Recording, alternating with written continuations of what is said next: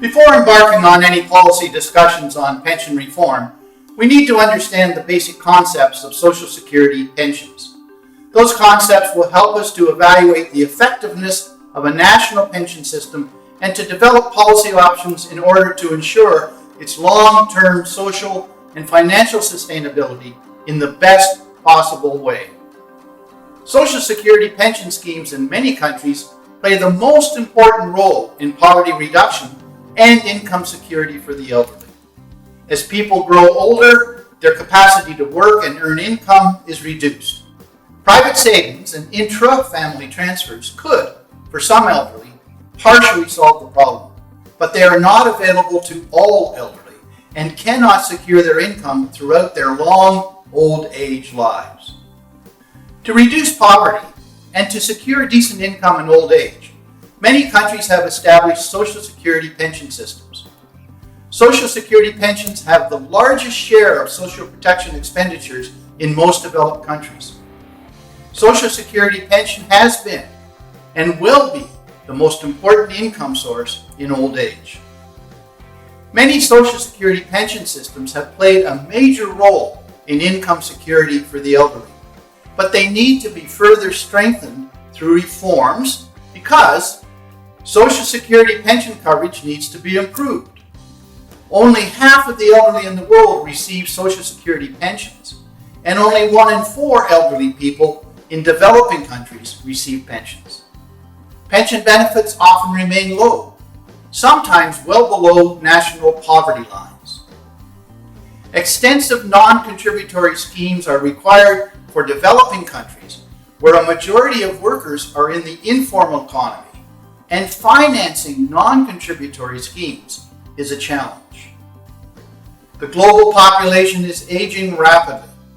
According to the latest UN population projections, the share of the population aged over 60 years will almost double, from 12% in 2015 to 22% in 2050, and the speed of aging is much faster in developing countries. Understanding pension systems and their reforms is not easy, as there are many different designs with different social and financial implications. A pension is a long-term commitment to people. Its administration is complex, and its institutional size is huge. Therefore, reforming a pension system is a complicated task. The present video first outlines the history and development of Social Security systems, then explains the economic and social impacts, and illustrates the structure of different Social Security pension systems, and finally presents different dimensions of social insurance contributory pension schemes. We can start our review of the history and key concepts of Social Security pensions. At the beginning of the 20th century, only a few workers received old age pensions after retirement. They were mainly military personnel and civil servants. To be an old person meant being poor. Being or becoming disabled at younger ages meant that poverty began earlier. In developing countries, matters were a great deal worse. Incomes were substantially closer to or below subsistence levels. Life was nasty, brutish, and short. Social Security has its origin in the first compulsory social insurance system established between 1883 and 1889 by Prussian Chancellor Otto von Bismarck. The first social insurance system provided Germans aged 70 and above benefits for old age. Bismarck played a pioneer role in the creation of the modern welfare state in Europe and the world. A couple of decades later, in 1908, Great Britain introduced its first Pensions Act, creating non-contributory pensions, subject to a means test at age 70. It was only in 1948 that the social insurance system in Great Britain substantially expanded, based on the Lord William Beveridge report, to form a modern welfare state. The Bismarck pension in Germany and the Beveridge pension in Great Britain are two distinct Social Security pension models. The Bismarck system is characterized by a close link between benefits and earnings and benefits are financed by employees' and employers' Social Security contributions. By contrast, the Beveridge pension system aims to reduce poverty and provides tax-financed universal flat-rate benefits or means-tested benefits. These two models, having different income effects in old age, still represent policymakers' key design options for reforming Social Security pension systems.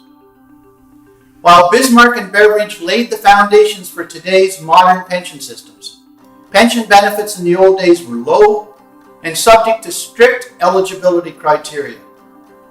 Now, most countries, primarily in the developed world, offer much more comprehensive and generous Social Security benefits. However, in recent years, a number of countries decided to cut back on Social Security pensions to reduce the financial burden of the state and at the same time took steps to foster the development of private pension schemes. Most of these reforms have addressed the issue of financial sustainability, but have had negative impacts on poverty reduction and income security in old age. Over the past 2 decades, significant progress has been made in reducing poverty, especially for elderly people in many countries.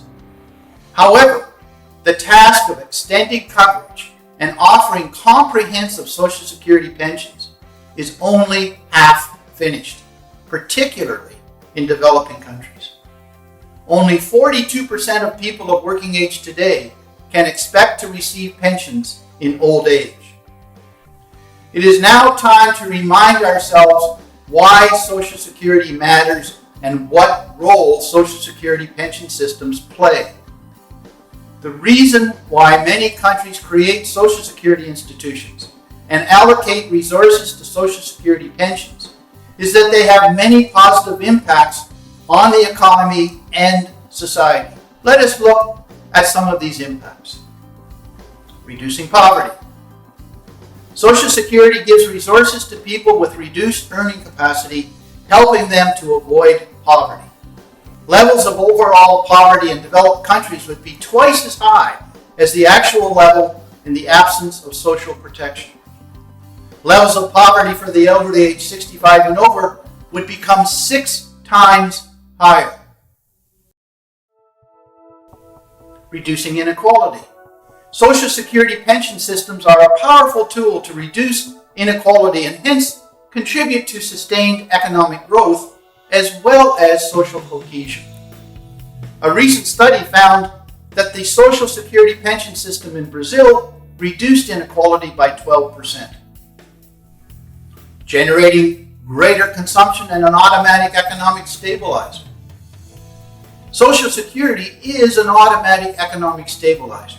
It helps to maintain consumption regardless of the economic situation and enables quicker recovery from economic downturns.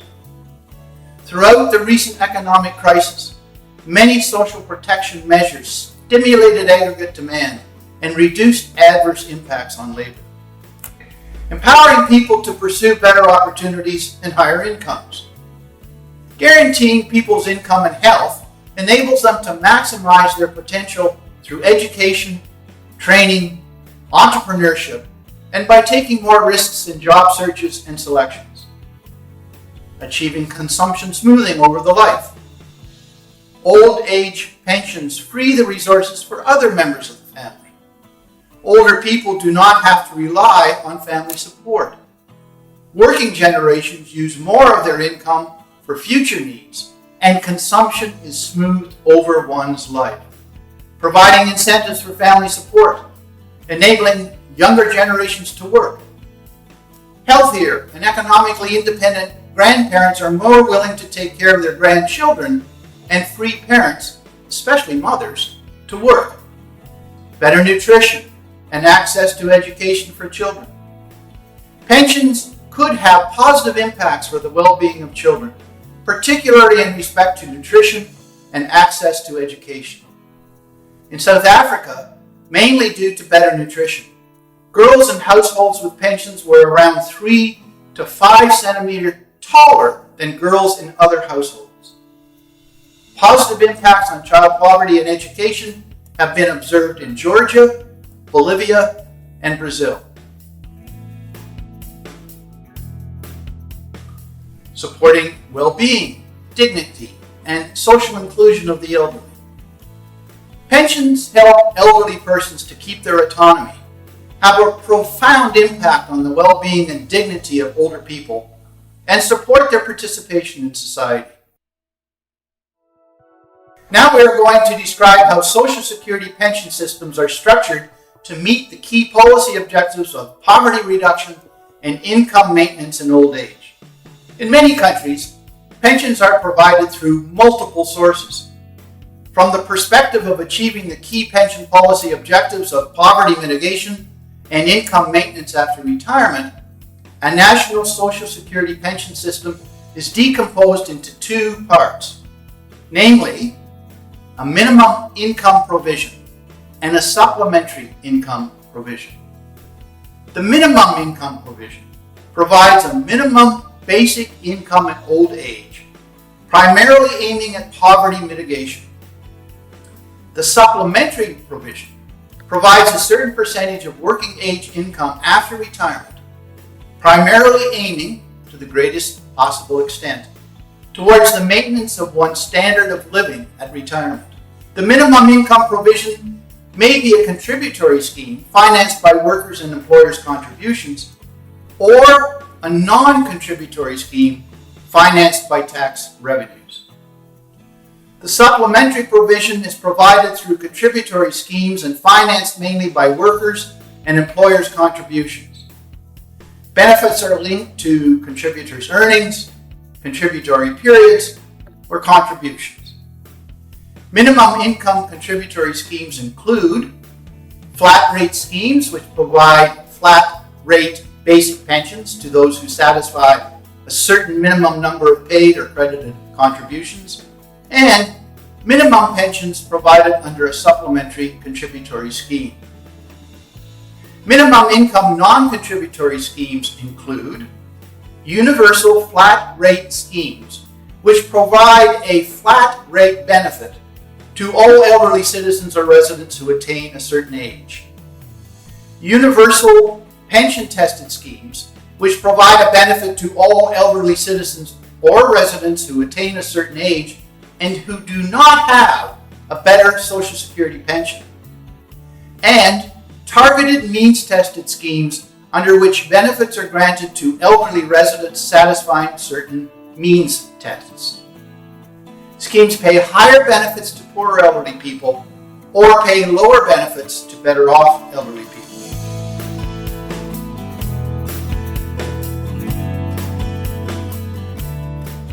Social Security pension systems combine contributory and non-contributory schemes in many countries in order to achieve universality in coverage.